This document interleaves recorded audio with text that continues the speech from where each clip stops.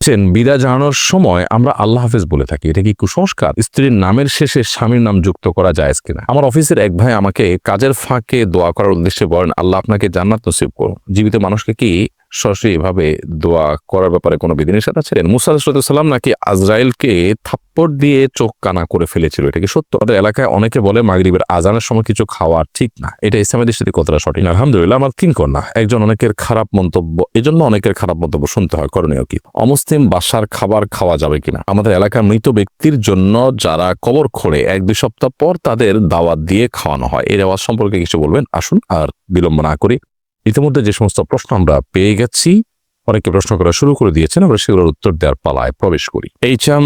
রাশিদুল ইসলাম জীবন আপনি লিখেছেন, অমুসলিম বাসার খাবার খাওয়া যাবে কিনা?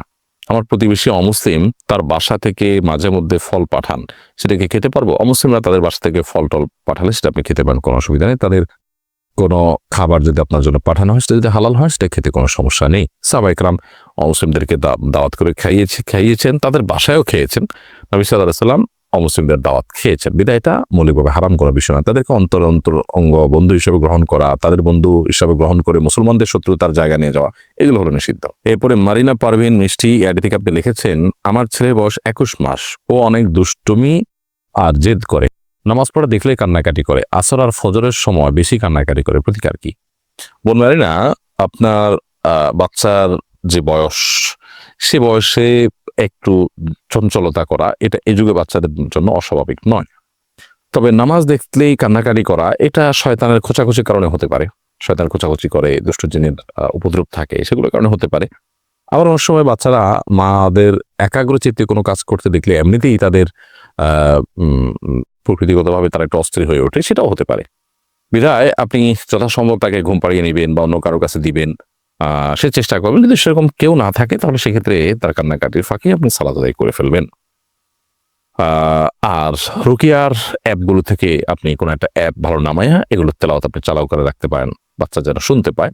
আশা করা যায় ইনশাআল্লাহ যদি সে রিলেটেড সমস্যা হয়ে থাকে, তাহলে সমস্যার সমাধান হবে। নিজুম নিশি আইডি থেকে আপনি লিখেছেন, আমাদের এলাকায় অনেকে বলে মাগরিবের আজানের সময় কিছু খাওয়া ঠিক না, এটা ইসলামের দৃষ্টিতে কতটা সঠিক? মাগরিবের আজানের সময় কোনো কিছু খাওয়া ঠিক না, এরকম কোনো কথা কোরআন হাদিসে কোথাও বলা হয়নি, এটা একেবারেই কুসংস্কারের জন্য বিশ্বাস। দিন এবং রাত 24 ঘন্টার ভিতরে এমন কোনো সময় নেই যে সময়টাতে খাওয়ার ব্যাপারে শরীয়তের কোনো বিধিনিষেধ আরোপ করা হয়েছে যে এই সময় খাওয়া ঠিক না, এই সময় খাওয়া ভালো না। ঘুমের ব্যাপারে বলা হয়েছে মাগরিবের পরে ঘুমানো ভালো নয়, এশার আগে। নবী সাল্লাল্লাহু আলাইহি ওয়াসাল্লাম এই সময়ের ঘুমটাকে অপছন্দ করতেন। এটি এশার নামাজকে রিস্কের মধ্যে ফেলে দিতে পারে, সেটি ভিন্ন বিষয়। বাট এর বাইরে আপনার মাগরিবের সময় খানা খাওয়া নিষেধ, পান করা নিষেধ, এরকম কোনো কথা কোনো দেশে বলা হয়নি। ইশাজাহান দীপা লিখেছেন, আলহামদুলিল্লাহ, আমার 3 কন্যা, একজন অনেকের খারাপ মন্তব্য, এজন্য অনেকের খারাপ মন্তব্য শুনতে হয়, করণীয় কি? 3 কন্যার বাবা মা তারা তো সৌভাগ্যবান, নবী সাল্লাল্লাহু আলাইহি ওয়াসাল্লাম তাদের জন্য জান্নাতের জিম্মাদার নিয়েছেন, জান্নাতের ওয়াদা করেছেন। বিধায় কেউ যদি খারাপ কথা বলে, এটা তার অজ্ঞানতার কারণে বলে থাকে, বিধায় আপনি অ্যাভয়েড করবেন এবং নবী সাল্লাল্লাহু আলাইহি ওয়াসাল্লামের আপনার জন্য যে ভালো কথা আছে সেগুলো শুনবেন।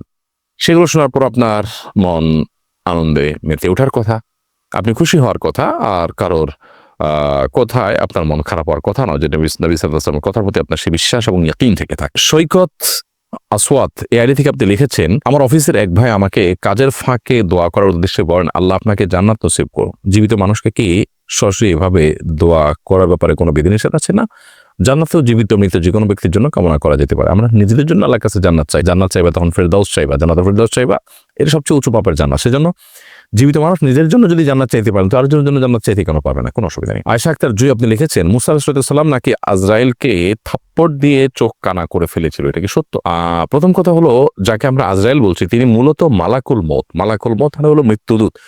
তো মৃত্যুদূত, তাকে আপনার মালাকুল মউত বলা হয়েছে কোরআনে কারীম, এবং হাদিসে বুখারীতে বর্ণিত হয়েছে যে মালাকুল মউত যখন মুসা আলাইহিস সালামের জান কবজ করার জন্য এসেছেন, তিনি তাকে চর কষে দিয়েছেন এবং তার একটা চোখ কানা হয়েছে, যদি আল্লাহ তাআলা পরে সুস্থ করে দিয়েছেন, অনষ্ট না, কিন্তু তিনি মৃত্যুবরণ করতে চাচ্ছেন না। তো আল্লাহ রাব্বুল আলামিন তখন ফেরেশতাকে মালাকুল মউতকে বললেন, তুমি যাও। তিনি কতদিন পৃথিবীতে বেঁচে থাকতে চায়, তার হাত রাখতে বলো এর উপরে, যতগুলো চুল তার হাতের নিচে পড়বে, পশম পড়বে, এর উপরে হাত রাখেন, যতগুলো চুল পড়বে ততগুলো বছর আপনি হায়াত পাবেন। তখন মুসা আলাইহিস সালাম বললেন যে এরপর তো মৃত্যুবরণ করতে হবে। রাসূল সাল্লাল্লাহু আলাইহি ওয়াসাল্লাম বলছেন তাহলে আর লাভ কি? মানে একসময় যখন মারাই লাগবে, চলেই যেতে হবে, তাহলে আর লাভ কি? একজন ইমানদার প্রশংসনীয় বিষয় ইবাদত করার জন্য দুনিয়াতে বেঁচে থাকার চেষ্টা করা, দুনিয়া ভোগ করার জন্য নবী বা রাসূল বা আল্লাহর কোনো প্রিয় বান্দারা থাকতে চান না। মূলত এখানে সেই ব্যাপারটা ঘটেছে। আর এরপর তিনি অবশ্য বলেছেন যে না, তাহলে আর লাভ কি? তাহলে এখনই চলে যাই। আসাদিয়া এটা থেকে লিখেছেন আপনি, স্ত্রীর নামের শেষে স্বামীর নাম যুক্ত করা জায়েজ কিনা? স্ত্রীর নামের শেষে স্বামীর নাম যুক্ত করলে গুনাহ হবে না, তবে এটা সুন্নাহর খেলাফ, সুন্নাহ পরিপন্থী অনুত্তম কাজ। ছেলে হোক আর মেয়ে হোক, নামের শেষে বাবার নাম, দাদার নাম, বংশের নাম থাকবে। স্বামী স্ত্রী পরস্পরের নামের অংশকে নামের সাথে জুড়ে দেওয়া এটা সুন্নাহ নয়, কারণ নাম এটা মানুষের পরিচয়ের ব্যাপার। এর পরিচয় এটা পরিবর্তনশীল না। আজকে স্বামী স্ত্রীর মধ্যে সম্পর্ক আছে, কালকে সম্পর্ক না থাকলে তখন কি হবে? এই জন্য পরিচয় হয় স্থায়ী, সেখানে বাবার নাম, বংশের নামটা থাকবে। কোনো মেয়ের নাম যদি হয় ধরা যাক ফাতেমা, এবং তার বংশ যদি হয় পাটোয়ারি, তাহলে ফাতেমা পাটোয়ারি হবে। অথবা তার বাবার নাম যদি হয় আব্দুল্লাহ, তাহলে ফাতেমা বিনতে আব্দুল্লাহ হবে। এভাবে হওয়া উচিত। স্বামীর নাম সাথে থাকাটা অনুত্তম এবং সুন্নাহর খেলা। রোকাইয়া আপনি লিখেছেন, আমাদের এলাকার মৃত ব্যক্তির জন্য যারা কবর খোঁড়ে 1-2 সপ্তাহ পর তাদের দাওয়াত দিয়ে খাওয়ানো হয়, এই রেওয়াজ সম্পর্কে কিছু বলবেন? মৃত ব্যক্তির জন্য যারা কবর খুঁড়বে, এটা তাদের চ্যারিটি হওয়া উচিত, সেবামূলক কাজ হওয়া উচিত, আল্লাহর জন্য হওয়া উচিত, এটা কোনো বিনিময় নেওয়া উচিত না। আর যদি কোনো প্রতিষ্ঠানের তরফ থেকে কাউকে আপনার শ্রমিক হিসাবে নিয়ে কাজ করানো হয়, তাহলে সেক্ষেত্রে তিনি পারিশ্রমিক দিবেন, ভিন্ন কথা। বাট যিনি কাজ করবেন, তিনি দায়িত্ব হিসেবে যখন কাজ করছেন সমাজের অংশ হিসাবে, তখন তিনি আল্লাহর জন্যই করবেন, কোনো বিনিময় দেওয়া উচিত না। অতএব তাদেরকে খাওয়ানোটা এক প্রকার বিনিময়, এর আওয়াজটা না হওয়া উচিত। এমনিতেই আপনি এলাকাতে যারা প্রিয়জনকে হারিয়েছেন তাদেরকে, অর্থাৎ যিনি মারা গেছেন তার জীবিত আত্মীয় স্বজনকে এলাকাবাসী খাওয়ালো, তাদের পাশাপাশি আশপাশে এলাকাতে আরো কিছু লোককে খাওয়ালো, তারা সেটা ভিন্ন বিষয়। আবার এই কবর করা মানুষকে খাওয়ানো একটা রেওয়াজে পরিণত হয়েছে, তাদেরকে এটা এক ধরনের পারিশ্রমিকের অংশ হিসাবেই দেওয়া হয়, এটা উচিত না। বরং কবর খোঁড়ার কাজটা সমাজের গরিব মানুষ কেন, বিত্তবানদের মধ্যে থেকে কেউ সেবামূলক অংশ হিসাবে করবে, সেবামূলক কাজের অংশ হিসাবে করবে। এবং মানুষ মারা যাওয়ার পর তার কবর দেওয়াটা কিন্তু ফরজে কেফা, সমাজের কেউ যদি না করে সবাই গুনাহগার হবে। বিধায় এটার জন্য উদ্যোগ নেওয়া উচিত এবং এটার কোনো বিনিময় গ্রহণ করার মানুষকে থাকা উচিত না। সাইফুর রহমান আপনি লিখেছেন, বিদায় জানানোর সময় আমরা আল্লাহ হাফেজ বলে থাকি, এটা কি কুসংস্কার? এক্ষেত্রে বিদায় জানাতে কি বলা যেতে পারে?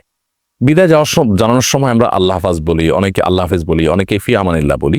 আল্লাহ হাফেজ মানে আল্লাহ সংরক্ষণকারী, ফি আমানিল্লাহ মানে আল্লাহর নিরাপত্তা তুমি আছো, কোনো অসুবিধা নেই এগুলো বলাতে। তবে সুন্নাহ না এগুলো বলা জায়েজ, জাস্ট এটুকু। এগুলোকে সুন্নাহ মনে করা ভুল। সুন্নাহ হলো কাউকে বিদায়ের সময় আস্তাউদিআল্লাহ বলা। সংক্ষেপে যদি বলতে চান তাহলে শুধু আস্তাউদিআল্লাহ, অর্থাৎ তোমাকে আল্লাহ তাআলার হেফাজতে আমি অর্পণ করলাম। আবার আপনি যদি এটাকে পুরো দোয়াটা পড়তে চান তাহলে আস্তাউদিআল্লাহ দীনাকুম ওয়া আমানাতাকুম ওয়া খাওয়াতিম আমালিকুম, অর্থাৎ তোমার দিন এবং তোমার ইমানকে আমি আল্লাহর উপরে অর্পণ করলাম। তুমি সফরে বের হচ্ছ বা বিদায় নিচ্ছ, চলে যাচ্ছ, আল্লাহ যেন তোমাকে তোমার ইমান, তোমার দিনকে হেফাজত করে এবং তোমার শেষ পরিণতি যেন ভালো হয়। ইমানদার সবসময় আখিরাত রিলেটেড বিষয়গুলোকে নিয়ে ভাববে, কারণ সেটাই তার জীবনের আসল পার্ট। বিধা সেই জায়গা থেকে আপনি ওই পুরো দোয়াটা পড়বেন, আস্তাউদিআল্লাহ দীনাকুম ওয়া আমানাতাকুম, তোমার দিন এবং তোমার আমানতকে আল্লাহ তাআলা হেফাজত করো, ওয়া খাওয়াতিম আমালিকুম, এবং তোমার আমলকে আল্লাহ তাআলা বা তোমাদের আমলকে আল্লাহ তাআলা হেফাজত করো। আর যদি পুরো দোয়া মুখস্থ না থাকে, শুধু আস্তাউদিআল্লাহ বললেন। বাকি ফি আমানিল্লাহ বা আল্লাহ হাফেজ, এটাতে ওই দোয়ার মর্ম আসে, আল্লাহ হেফাজত করুক, আল্লাহ নিরাপত্তায় তোমাকে দিলাম, ওই দোয়ারই মর্মটা চলে আসে। আর হ্যাঁ, জ্ঞানের অনুষ্ঠানটি অন্যদের দেখবার সুবিধার্থে অবশ্যই শেয়ার করে দিতে আমরা না বলি, যাতে অন্যরাও সেখান থেকে আলো গ্রহণ করতে পারেন, উপকৃত হতে পারেন, তাদের জীবনে কোনো না কোনো ইতিবাচক ভালো গুণ তারা অর্জন করতে পারেন, মন্দ বিষয় থেকে তারা বেঁচে থাকতে পারেন। আল্লাহ তাআলা আমাদের সকলকে একটি সুন্দর সমাজ নির্মাণে যার যার জায়গা থেকে ভূমিকা পালন করার তৌফিক দান করুন। আমাদের এই স্বদেশকে আল্লাহ রাব্বুল আলামিন দিন ইসলামের জন্য উর্বর ভূমি হিসাবে কবুল এবং মঞ্জুর করুন।